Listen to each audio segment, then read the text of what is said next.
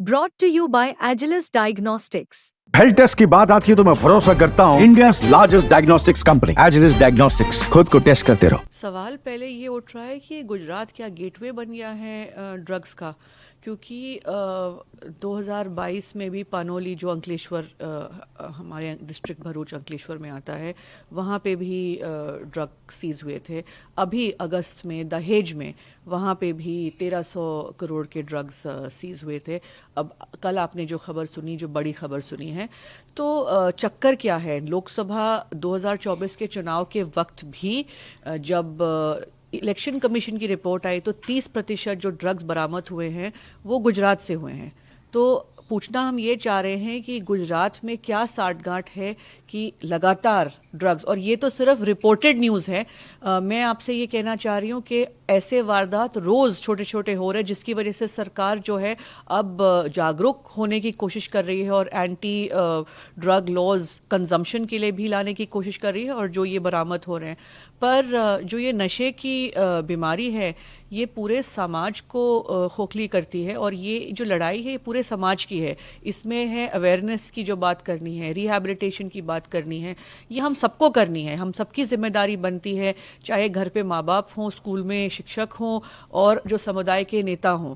तो पर मैं कहना चाहूँगी कि हम उड़ता पंजाब की बात सुनते थे, पर उड़ता गुजरात ज़रूर होता जा रहा है। हम लोग तो गांव-गांव घूमते हैं, हम लोग ज़मीन पे घूमते हैं। ख़ास करके मैं अपने क्षेत्र भरूच की बात करूं तो आप जाएंगे, आजकल जो गांव के युवा हैं ये नशे में धुत घूम रहे हैं, और ये एक बहुत बड़ी बीमारी बन चुकी है। क्यों चुपचाप इनके जरिए मैन्युफैक्चर हो रही हैं ड्रग्स? मतलब किस साठगांठ के, अगर आपकी सरकार की आंख के नीचे 30 वर्ष से वहां पे भाजपा की सरकार है, कहीं ना कहीं तो आपको छूट मिली होगी कि आप इतने खुल के वहां पे ड्रग मैन्युफैक्चर कर रहे हैं। जिस तरीके से पूरे ड्रग्स पूरे देश भर में फैले जा रहे हैं और कोई नियंत्रण नहीं सामने दिख रहा है, और बार बार खबर यही आती है कि गुजरात से पकड़ा जाता है, भले ही मिनिस्ट्री ऑफ होम अफेयर्स अपना पीठ थपथपाए, पर सवाल ये उठता है कि ये जो लूपहोल है गुजरात से जो ड्रग्स आ रहे हैं, ये तो हो सकता है कितने पकड़े गए हैं हमारे सामने हैं,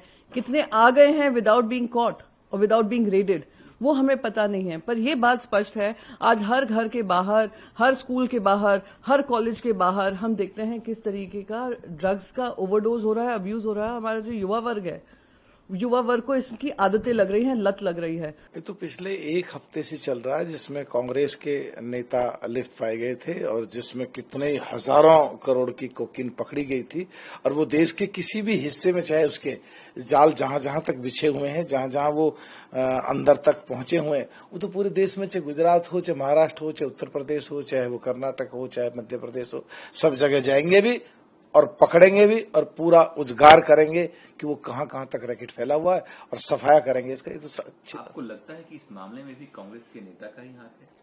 ये तो जो शुरुआत हुई जिसमें कि कांग्रेस के नेता सामने पाए गए थे, उससे जितने भी तार जुड़े हैं पूरे देश में, और जो भी लोग उसमें संलिप्त पाए गए हैं, जिन जिन लोगों से भी उनका लिंक है, उस पे देश की एजेंसियां काम कर रही हैं और वहीं तक पहुंच रही हैं, चाहे वो किसी भी प्रदेश में हो, चाहे किसी भी पार्टी से जुड़े हुए हो।